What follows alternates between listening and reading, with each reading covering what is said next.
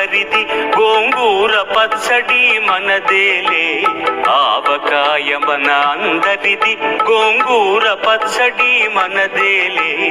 ఎందుకు పిజ్జాలెందుకు బర్గర్లెందుకు పాస్తాలు ఇంకెందుకులే